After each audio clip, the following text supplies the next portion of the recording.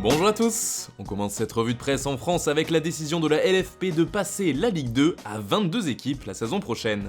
C'est le résultat du vote de l'Assemblée Générale de la Ligue, rendu public hier. Mais selon l'équipe, cette décision place Noël Le Graët dans une position inconfortable, car si c'est validé par la Fédération Française de Football, cela pourrait entraîner de sérieux remous, dont des conséquences sur le sort de la Ligue 1.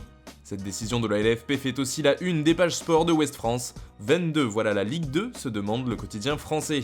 On part maintenant en Angleterre où Adrian Mariappa fait partie des 6 personnes du club de Watford qui ont été testées positives au coronavirus. Et pour le défenseur, cela a été une grande surprise.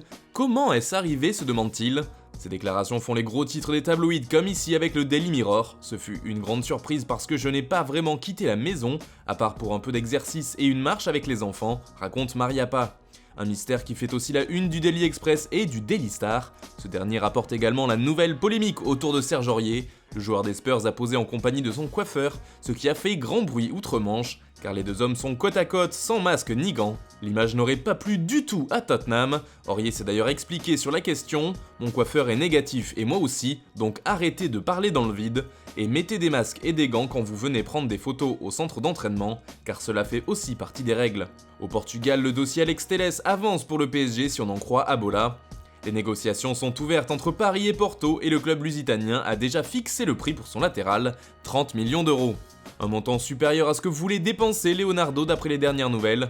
Le dossier fait également les gros titres de Record qui ajoutent que le PSG fait face à une vraie concurrence pour Telles. Le quotidien portugais cite plusieurs autres écuries, Chelsea, Séville et l'Inter. D'ailleurs, le club milanais fait la une en Italie concernant le dossier Lautaro Martinez.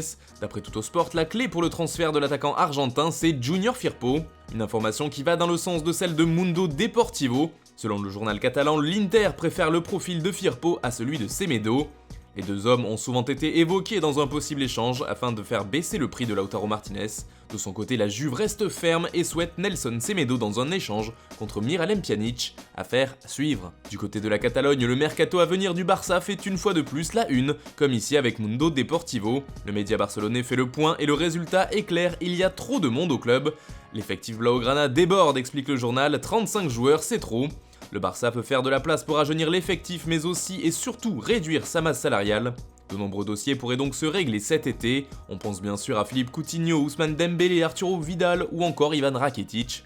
L'autre information qui fait la une de Mundo Deportivo, c'est celle concernant Miralem Pjanic. Ce dernier aurait choisi sa future destination et en aurait fait part à la direction du PSG. « Je ne veux aller qu'au Barça », aurait-il affirmé à Leonardo. Une information qui devrait faire plaisir aux supporters du club catalan. Enfin, on termine ce tour de la presse en Espagne avec Jean-Claire Todibo.